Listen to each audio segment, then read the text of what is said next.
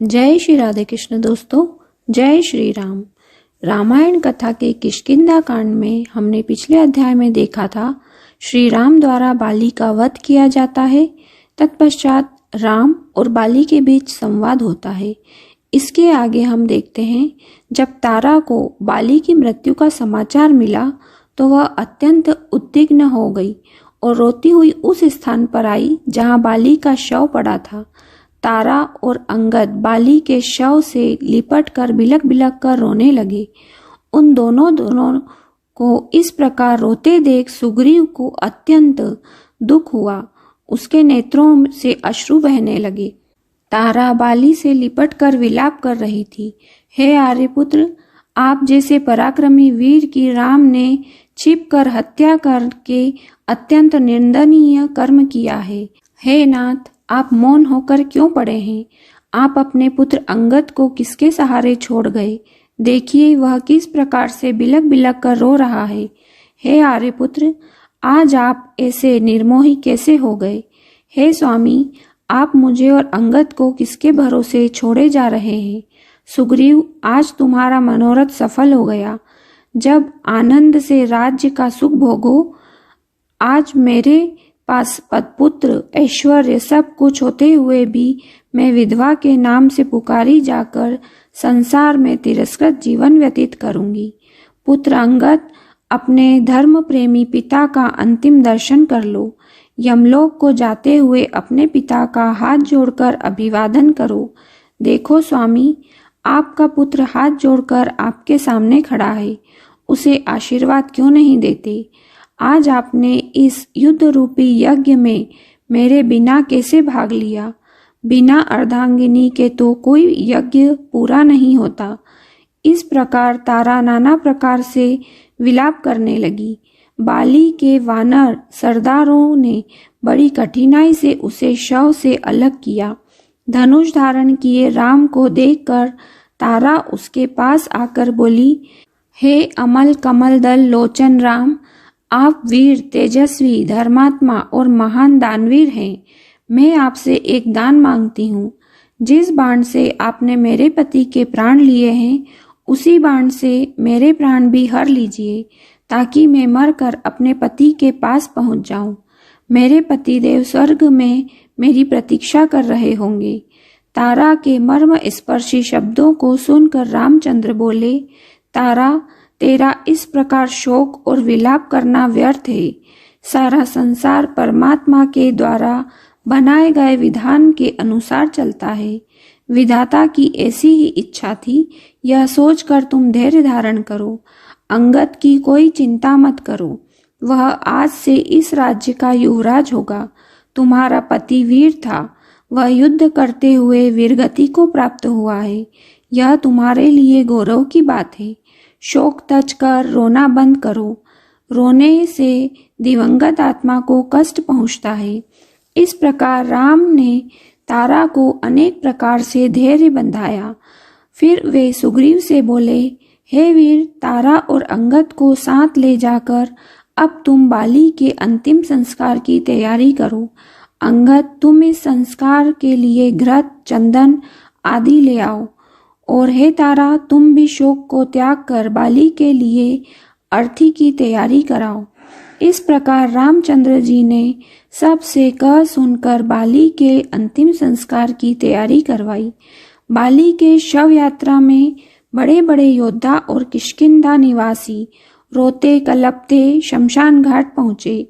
स्त्रियों के करुणाजनक विलाप से संपूर्ण वातावरण शोकाकुल प्रतीत हो रही थी।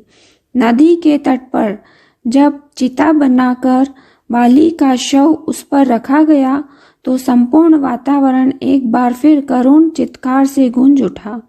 तारा पुनः बाली के शव से लिपट गई। वह चिता पर ही उससे लिपट कर विलाप किए जा रही थी। बड़ी कठिनाई से उसे को बाली के शव से पृथक किया गया। अंत में अंगद ने चिता को अग्नि दी। जब बाली का शरीर पंच तत्व में विलीन हो गया तो श्री रामचंद्र जी ने लक्ष्मण, सुग्रीव, अंगद एवं अन्य प्रमुख वानरों के साथ मिलकर उसके लिए श्रद्धांजलि दी। बाली के अंतिम संस्कार से निवृत्त हो जाने के पश्चात हनुमान ने हाथ जोड़कर श्री रामचंद्र जी से निवेदन किया, हे प्रभु, वानर राज सुग्रीव को आपकी कृपा से उनके पूर्वजों का राज्य पुनः प्राप्त हो गया है। यह अत्यंत कठिन कार्य था जो कि आपके प्रसाद स्वरूप ही संपन्न हो पाया है। अब आप कृपा करके उनका राज तिलक कर अंगद को युवराज पद प्रदान करें। हनुमान की प्रार्थना सुनकर राम बोले, हनुमान सौम्य, मैं पिता की आज्ञा का पालन करते हुए वन में निवास कर रहा हूँ, अतः 14 वर्ष की अवधि पूर्ण होने के पूर्व किसी नगर अथवा ग्राम में जाना मेरे लिए उचित नहीं है। अतएव तुम लोग सुग्रीव के साथ नगर में जाकर राज्याभिषेक की प्रक्रिया पूर्ण करो।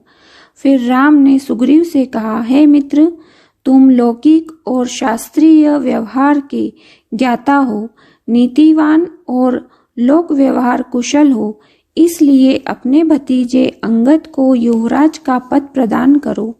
वह तुम्हारे ज्येष्ठ भ्राता का पुत्र ही नहीं है, पराक्रमी और वीर भी है।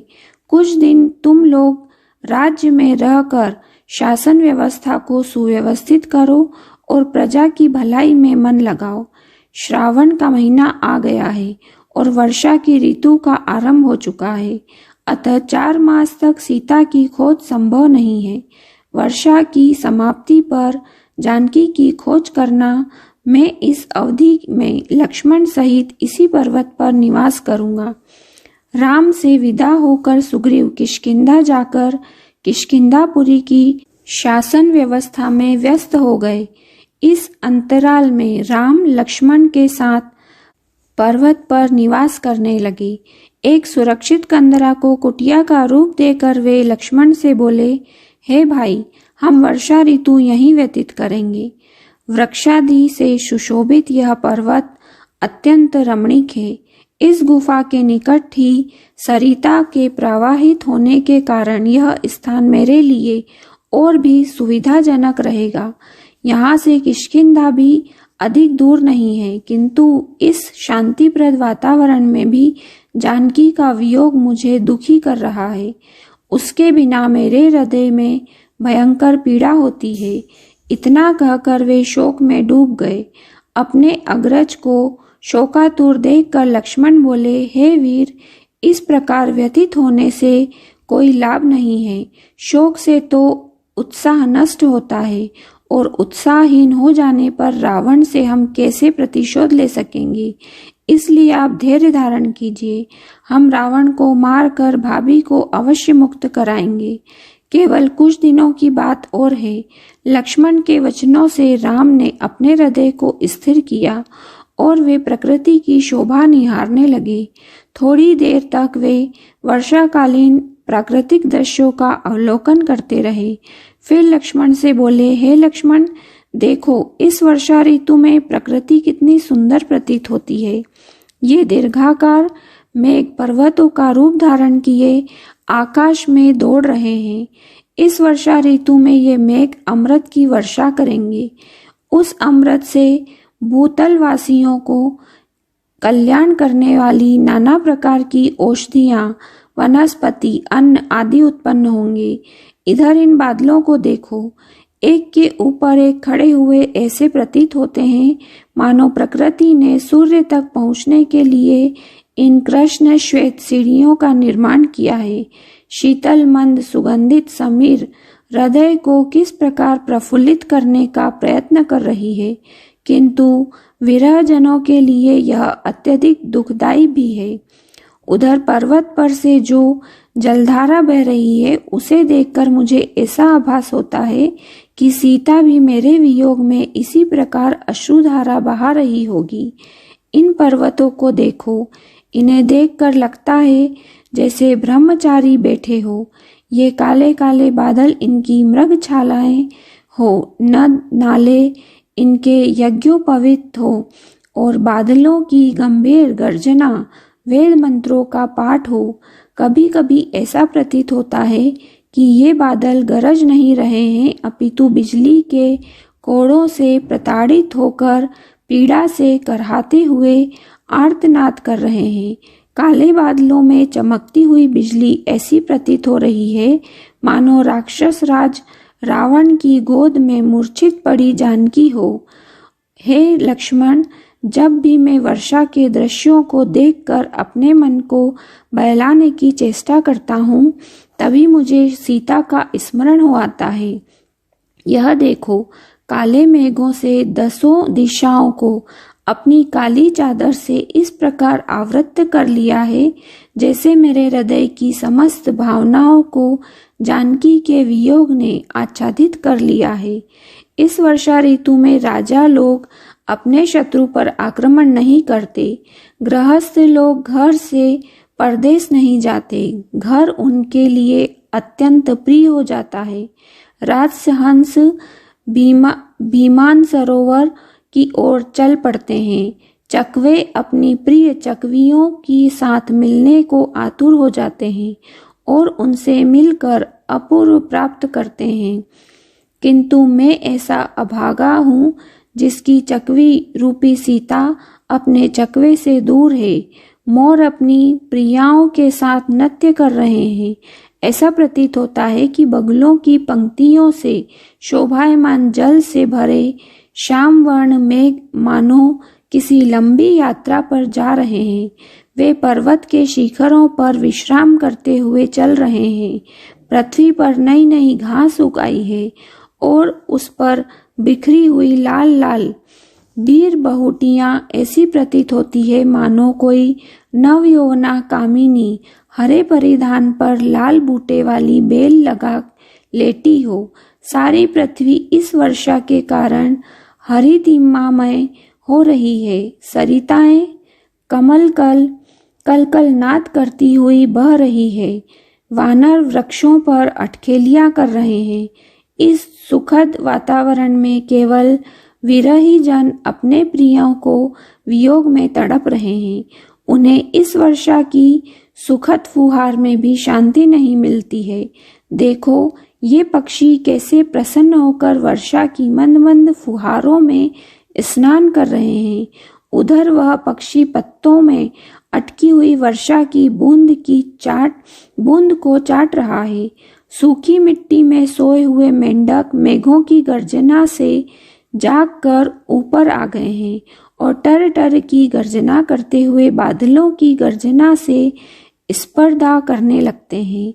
जल की वेगवती धाराओं से निर्मल पर्वत शिखरों से पृथ्वी की ओर दौड़ती हुई सरिताओं की पंक्तियां इस प्रकार बिखर कर बह रही है जैसे किसी के धवल कंठ से मोतियों की माला टूटकर बिखर रही हो। लो, अब पक्षी घोंसलों में छिपने लगे हैं, कमल संकुचाने लगे हैं और मालती खिलने लगी है। इससे प्रतीत होता है कि अब शीघ्र ही पृथ्वी पर संध्या की लालिमा बिखर जाएगी। फिर राम निश्वास छोड़कर बोले, बाली के मरने से सुग्रीव ने अपना राज्य पा लिया। अब वह अपनी बिछुड़ी हुई पत्नी को पुनः पाकर इस वर्षा का आनंद उठा रहा होगा। पता नहीं मैं अपनी बिछुड़ी हुई सीता के कब दर्शन करूंगा। अब तो श्रावण मास का अंत हो चला है। शीघ्र ही शरद ऋतु का आरंभ होगा। दुर्गम मार्ग फिर आवागमन के लिए खुल जाएंगे।